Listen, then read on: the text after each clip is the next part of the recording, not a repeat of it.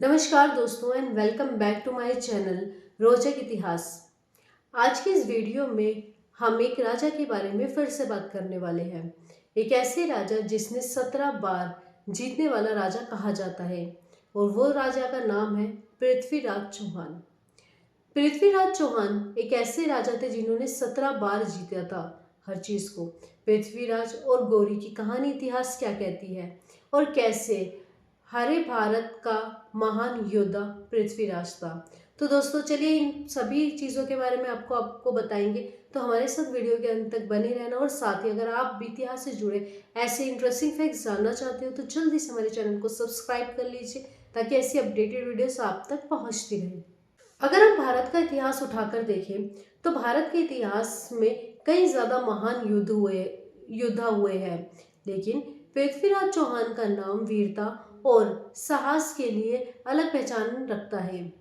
उनके बारे में कहा जाता है कि उन्होंने मोहम्मद गोरी को कई बार युद्ध में हराया था, लेकिन फिर एक समय ऐसा आया जब इतिहास की दिशा ही पूरी तरीके से बदल गई। आखिर क्या हुआ था?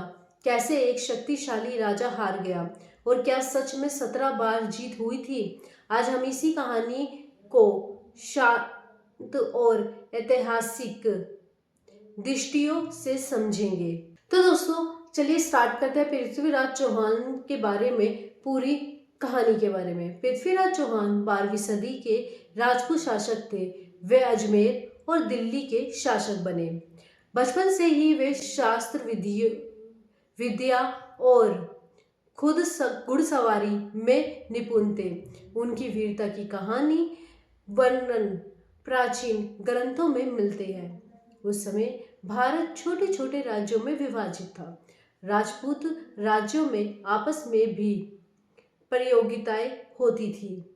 इसी दौरान अफगानिस्तान के शासक मोहम्मद गोरी भारत और अपने प्रभाव बढ़ाने के लिए आए थे।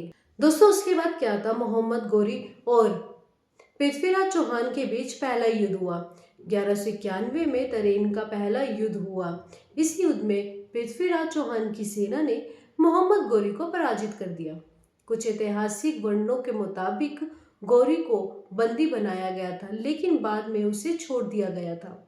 ये फैसला इतिहास में काफी चर्चाओं का विषय भी बना रहा है। अगला वर्ष यानी कि 1192 में तरेन का दूसरा युद्ध हुआ। दूसरे युद्ध की परिस्थितियां काफी ज्यादा अलग थी। दूसरे युद्ध में मोहम्मद गोरी ने नई रणनीतियां अपनाई। उसने अपनी सेना को छोटे दलों में बांधा और दक्कन की राजनीति का उपयोग किया। राजपूत सेना परंपरागत युद्ध शैली से लड़ रही थी, जबकि गोरी की सेना चालाक और छल युद्ध का प्रयोग कर रही थी। इस युद्ध में पृथ्वीराज की सेना कमजोर पड़ गई और वे पराजित हुए। ये हार सिर्फ एक राजा की हार नहीं थी, बल्कि भारत के इतिहास में एक नया अध्याय जुड़ गया था। लोक कथाओं और काव्य ग्रंथ पृथ्वीराज रासो में 17 बार की जीत का प्रमाण हमें मिलता है, लेकिन ऐतिहासिक शब्दों के अनुसार इन सभी घटनाओं का प्रमाण स्पष्ट नहीं है। ये समझना जरूरी है कि कई बार वीरता की कहानियां समय के साथ लोक कथाओं में बदल जाती है।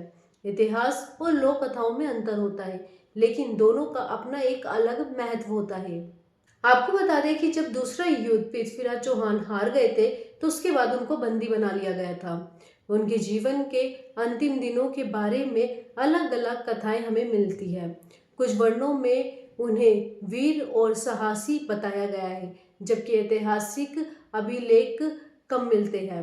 लेकिन एक बात निश्चित है, पृथ्वीराज चौहान का नाम राजपूत वीरता का प्रतीक बन चुका है।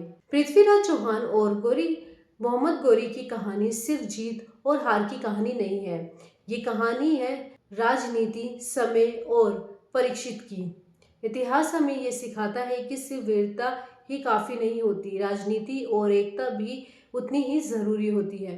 पृथ्वीराज चौहान आज भी साहस और स्वाभिमान का प्रतीक के रूप में याद किए जाते हैं, और इतिहास हमें ये याद दिलाता है कि हर हार के पीछे एक सीख जरूर छुपी होती है। तो दोस्तों, ये था हमारी आज की वीडियो एक ऐसे राजपूत राजा के बारे में जिन्होंने अपने साहस और अपनी वीरता से अपना नाम इतिहास में एक अलग दर्ज किया।